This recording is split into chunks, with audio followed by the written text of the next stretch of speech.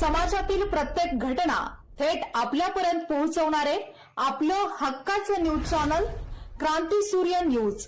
संपादक शशिकांत राजवंत. शासकीय औद्योगिक प्रशिक्षण संस्था ITI पलूस येथे शैक्षणिक वर्ष 2026-27च्या प्रवेश प्रक्रियेअंतर्गत दुसऱ्या फेरीसाठी विविध अभियांत्रिकी व सेवा क्षेत्रातील ट्रेडमध्ये एकूण 87 जागा रिक्त आहेत. 10वी उत्तीर्ण विद्यार्थ्यांसाठी कौशल्याधारित शिक्षण घेऊन रोजगाराच्या दृष्टीने करिअर घडवण्याची ही महत्त्वाची संधी असून पात्र विद्यार्थ्यांनी वेळेत प्रवेश प्रक्रिया पूर्ण करावी असे आवाहन संस्थेच्या वतीने करण्यात आले आहे. दुसऱ्या फेरीतील ट्रेडनिहाय रिक्त जागा पुढील प्रमाणे आहेत. COPA 28, COPA IMC 9, dress making 16, dress making IMC 4, electrician 7, electrician IMC 1, fitter 12, fitter IMC 4, machinist 6, machinist IMC 0.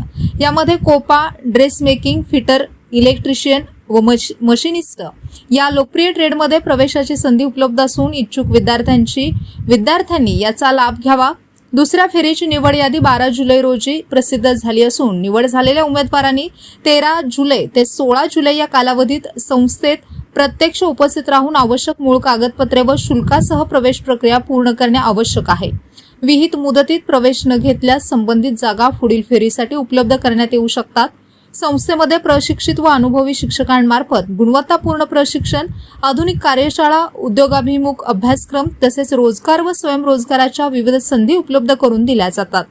त्यामुळे कौशल्य विकासाच्या माध्यमातून उज्ज्वल करिअर घडवण्याची इच्छा असलेल्या विद्यार्थ्यांनी दुसऱ्या फेरीतील या प्रवेश संधीचा लाभ घ्यावा. तसेच अधिक माहितीसाठी क्षीरसागर सर संपर्क क्रमांक 97 66 91 72 51, चौगले सर संपर्क क्रमांक 90 94 96 10 08, चव्हाण सर संपर्क क्रमांक 77 98 90 93 95 यावर संपर्क साधावा असे आवाहन शासकीय औद्योगिक प्रशिक्षण संस्था पलूस यांच्या वतीने करण्यात आले आहे.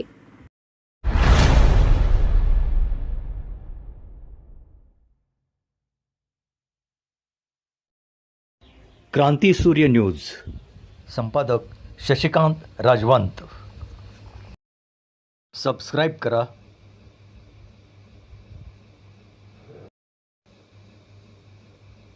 बेल आयकॉनला क्लिक करा